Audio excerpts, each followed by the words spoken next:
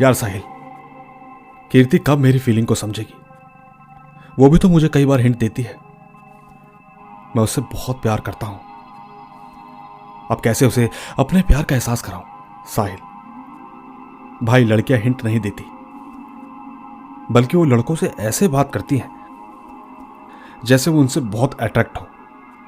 जबकि रियलिटी तो ये है कि लड़कियों के दिमाग में कब क्या चल रहा होता है कोई नहीं बता सकता। तो मैं क्या करूं यार?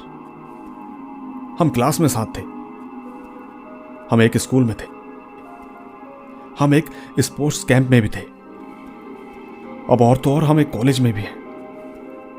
मैं उससे सच में सालों से प्यार करता हूं, बस आज तक उसे एहसास नहीं करा पाया अपनी मोहब्बत का। तू बहुत बड़ा बेवकूफ है।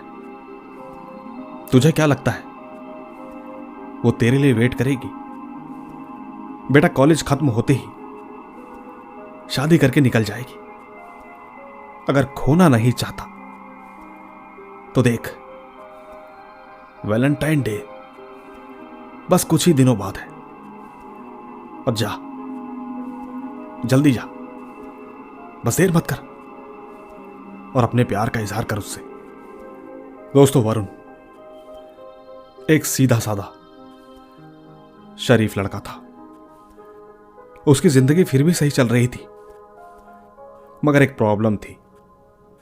वो ये थी कि वो पिछले 6 सालों से कीर्ति नाम की लड़की से बहुत प्यार करता था, लेकिन हमेशा उसके मन में एक डर सा छुपा रहता था कि अगर उसने सच्चाई बोल दी तो शायद कीर्ति उससे कभी बात नहीं करेगी, और तो और शायद जो दोस्ती भी है वो भी कहीं खत्म ना हो जाए।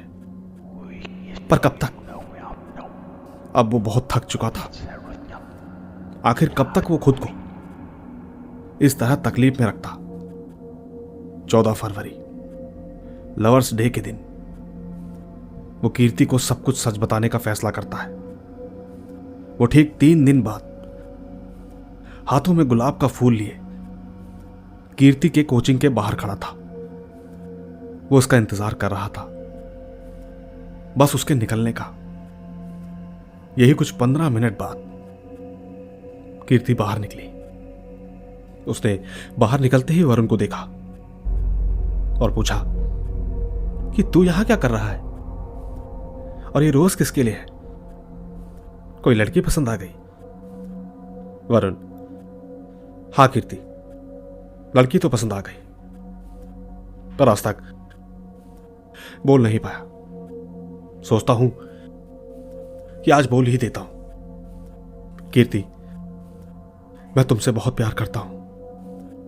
मैं काफी वक्त से तुम्हें यह बताना चाहता था, लेकिन दोस्तों, इससे आगे वरुण कुछ कहता कि तभी कीर्ति ने एक जोरदार का तमाचा उसके मुंह पर जड़ दिया और गुस्से में चिल्लाते हुए कहा, तू कितना बड़ा बेवकूफ है। तूने ये सोच भी कैसे लिया कि मुझ जैसी लड़की तुझ जैसे लड़के को पसंद करेगी? अबे, अपनी शक्ल देख और अपनी औकात। कोई अंधी लड़की भी तुझसे प्यार नहीं करेगी। मैं तो फिर भी बहुत दूर की बात हूं वरुण। पर कीर्ति, तुमने तो उस दिन कहा था ना कि मैं एक अच्छा लड़का हूं और तुम भी मुझे पसंद करती हो। कीर्ति ने कहा था, लेकिन एज ए फ्रेंड। और वो बस मैंने तेरी तसल्ली के लिए कहा था। मुझे क्या पता था कि आफत मेरे गले पड़ जाएगी। दोस्तों, इतना कहने के बाद कीर्ति गुस्से में वहां से चली गई और आज जो कुछ बची कुची दोस्ती उन दोनों के बीच में थी वो भी खत्म हो गई। वरुण के साथ बहुत गलत हुआ। उस रात वरुण बहुत रोया, अंदर से टूट गया था वो। उसे किसी भी तरह अब कीर्ति चाहिए थी, मगर कोई इसमें उसकी क्या ही मदद करेगा। खैर, दिन बीते, कहानी ने एक नया मोड़ लिया। कीर्ति की शादी हो गई और आज उसकी वेडिंग एनिवर्सरी है।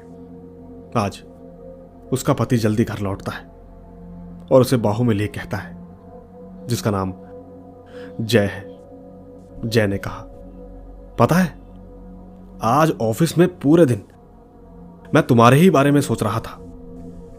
दोस्तों, कीर्ति 1 मिनट के लिए कहीं खो गई। आज पहली बार उसने अपने पति जय के शरीर से एक अलग किस्म की महक को महसूस किया, जिसका एहसास उसे आज से पहले कभी नहीं हुआ था। लेकिन कीर्ति कहीं ना कहीं इस बात को नजरअंदाज करती है और फिर जय को नहाने जाने को कहती है। जय चुपचाप नहाने को चला जाता है। कीर्ति थोड़े समय के लिए सोफे पर सिर रखकर लेटी थी कि तभी उसकी आंखें लग जाती हैं और करीब 2.5 घंटे बाद उसकी आंख एक फोन की रिंग से खुलती है। ये कॉल किसी अननोन नंबर का था जो कि कीर्ति के फोन पर आ रहा था। कीर्ति तुरंत फोन उठाती है। हेलो, हाँ जी, कौन? दूसरी तरफ से आवाज आती है, अरे मैडम, आप जल्दी से सिटी हॉस्पिटल आ जाइए, आपके पति का एक्सीडेंट हो गया है। दोस्तों, इतना सुनते ही कीर्ति के मानो जैसे होश उड़ गए। वो तुरंत वॉशरूम की तरफ भागती है। लेकिन सबसे हैरान कर देने वाली बात तो ये थी कि जय के कपड़े जरूर पड़े थे, बस वही गायब था। खैर, उस वक्त वो सब कुछ भूलकर अस्पताल की ओर निकलती है। अस्पताल पहुंचने के बाद वो अपने पति को बेड पर पड़ा देखती है। डॉक्टर कीर्ति से कहता है, ज्यादा चिंता करने वाली बात नहीं है, उन्हें बस थोड़ा सा आराम की जरूरत है। कल शाम तक हम उन्हें डिस्चार्ज कर देंगे। घर आने के कुछ दिनों बाद तक तो सब कुछ ठीक रहता है। लेकिन एक रात कीर्ति अपने कमरे में गहरी नींद में सो रही थी, लेकिन किसी के उसके चेहरे पर हाथ सहलाने से उसकी नींद खुल जाती है। वो तुरंत अपने बगल में देखती है तो उसका पति सो रहा होता है। उसी वक्त कीर्ति को दरवाजे पर एक परछाई दिखाई पड़ती है। उसे अपने घर में, वो भी इतनी रात गए, इस तरह की किसी इंसान की परछाई दिखाई देना बहुत अजीब लगता है। वो धीरे धीरे बिस्तर से उठती है और उस परछाई के करीब जाने लगती है। वो परछाई भी धीरे धीरे उसे अपने पीछे कहीं ले जाना चाहती है, लेकिन थोड़ी दूर जाने के बाद वो परछाई अपने आप हवा में कहीं गायब हो जाती है। कीर्ति उस परछाई को इधर उधर ढूंढने की कोशिश करती है, लेकिन वो उसे कहीं नहीं मिलती। हताश वो जैसे ही वापस जाने के लिए घूमती है कि अचानक उसके सामने एक ऐसा भयानक दृश्य आता है कि जिसे देखकर उसकी सांसें फूलने लगती हैं। वो देखती है कि उसका पुराना आशिक वरुण फांसी के फंदे पर झूल रहा था। उसकी आंखों में आंसू थे, मगर कहीं एक अजीब सी मुस्कुराहट भी दे रहा था। ये सब देखकर कीर्ति बहुत जोरों से चिल्लाती है। आवाज सुनकर जय तुरंत वहां आता है और उसे गले लगाकर शांत कराने लगता है। जय को वहां पर उस वक्त कुछ भी नहीं दिखता, जबकि कीर्ति एकटक पंखे की तरफ देख रही होती है। दोस्तों, यह हफ्ता आराम से निकल जाता है। अगले हफ्ते से असली कहानी शुरू होती है, क्योंकि जय तो सुबह ऑफिस चला जाता था, लेकिन पूरे घर में बच जाती थी अकेली कीर्ति। कीर्ति को घर में कभी कभी वो साया यहां वहां टहलता दिखाई पड़ता था। जब वो नहा रही होती थी तो उसे ऐसा लगता मानो कि जैसे उसे कोई घूर रहा हो। और कई बार तो जब वो अकेली सोती थी तब भी उसे ऐसा लगता शायद कोई उसके बगल में सोया हो। ऐसा रोज होने लगा था। अलग अलग अजीब तरह की चीजें कीर्ति के साथ होना शुरू हो गई थी। तो ठीक ये बात है अमावस्या की रात की, जब जय एक दिन के लिए कहीं बाहर था। आज की रात कीर्ति बिल्कुल अकेली थी। उसे हर चीज के गलत होने का एहसास तो हो रहा था, मगर वो किसी तरह खुद को शांत करके चुपचाप अपने कमरे में चली गई। देखते ही देखते किसी गहरी सोच में खोई वो नींद में ही चली जाती। उसे नींद भी बहुत जल्दी आ जाती है। रात के 12:30 बज रहे थे। अचानक उनके हॉल में एक अजीब सा म्यूजिक बजना शुरू हो जाता है। धीरे धीरे आवाज इतनी ज्यादा होती है कि कीर्ति की आंखें खुल जाती है और वो डरते डरते किसी तरह हॉल में पहुंचती है। कुछ देर इंतजार करने के बाद उसे महसूस होता है कि ये म्यूजिक तो वरुण अक्सर सुना करता था। उसे नहीं समझ में आया कि आखिर ये अचानक ये सब कुछ हो क्या रहा है। फिर अचानक उसे याद आया कि किस तरह उसने वरुण के मुंह पे थप्पड़ मारा था और उसके प्यार को ठुकरा दिया था। ये सब देखकर कीर्ति को एक बार फिर से गुस्सा आता है। वो जैसे ही पीछे जाने की कोशिश करती है कि अचानक उसके कंधों पर कोई हाथ रख देता है। कीर्ति डरी सहमी जैसे ही पीछे पलटती है तो वरुण अपने हाथों में गुलाब का फूल लिए उसके सामने खड़ा होता है। कीर्ति एकदम चिल्लाकर इधर उधर भागने लगती है। जल्दबाजी में उसका पैर सोफे के कोने पर लगता है, जिससे वो नीचे गिरती है और सर पर हल्के जख्म के साथ वो बेहोश हो जाती है। अगली सुबह पानी के कुछ छींटों के साथ उसकी आंखें खुलती हैं। सामने उसका पति जय होता है, जिसे देखकर तुरंत वो जैसे लेपट जाती है। लेकिन दोस्तों क्या करे, वो रात की सच्चाई बयां नहीं कर पाती।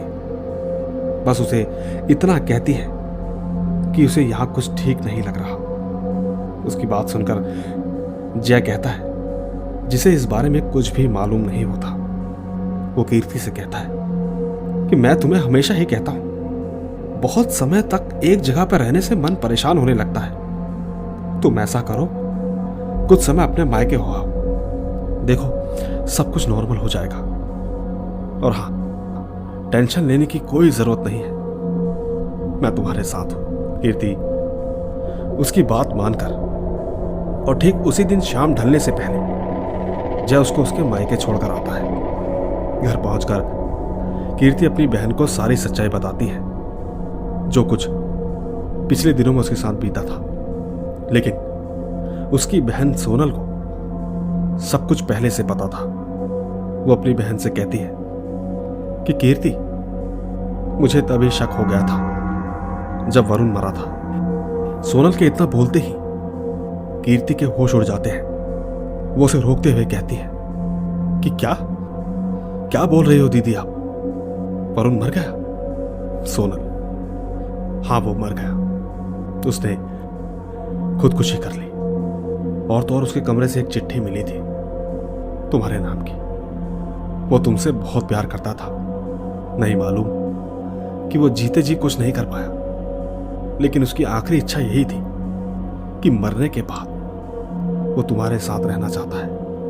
कहते हैं कि मौत के वक्त अगर किसी इंसान के अंदर कोई भी अधूरी इच्छा रह जाए तो वो प्रेत बनकर उसे पूरा करती है। सच कहूं तो मुझे तभी शक हो गया था कि कुछ बुरा होगा, लेकिन मैंने सोचा क्यों खामखा मैं तुम्हारी हंसती खेलती जिंदगी में खलल डालूं। लेकिन तुम्हारे कहने के बाद अब अगर इसे नहीं रोका तो शायद बहुत गलत हो जाएगा।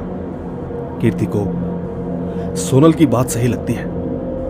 सोनल उसे एक औरत के बारे में बताती है जिसे इस तरह के मसलों में महारत हासिल थी। दोनों तुरंत उसी वक्त बिना समय गवाए उस औरत के घर पहुंचते हैं। वो औरत घर पर ही थी।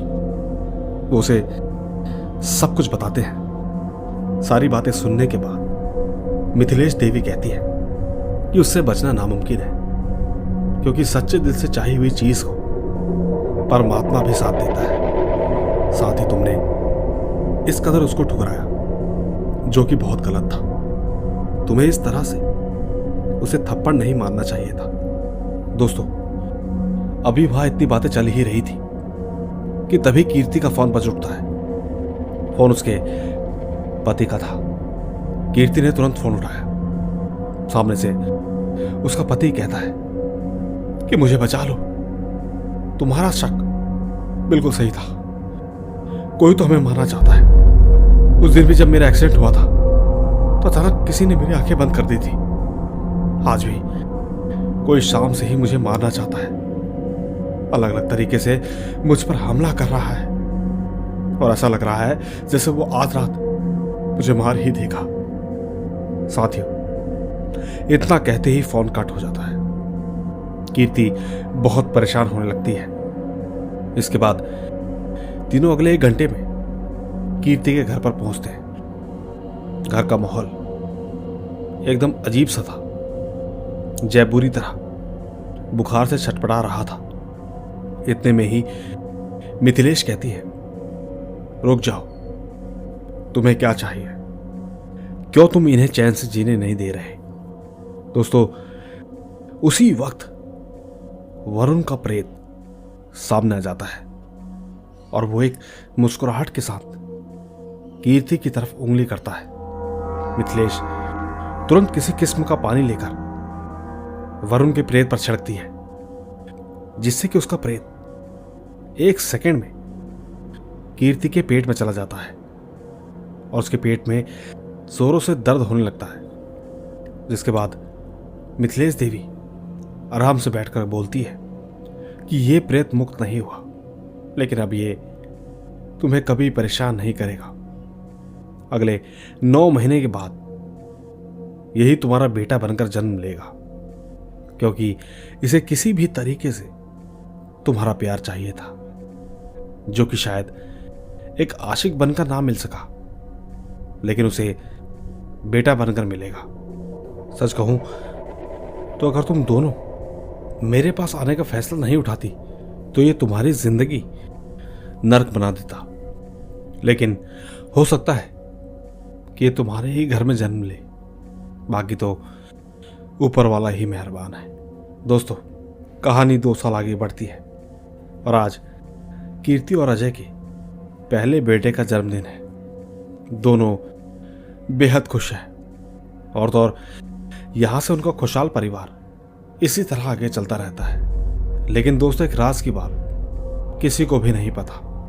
वो ये है कि मालती देवी जानबूझकर उस रात आई थी सिर्फ और सिर्फ वरुण की आखिरी इच्छा पूरी करने के लिए, जो कि अब तो कुछ भी मुमकिन नहीं था।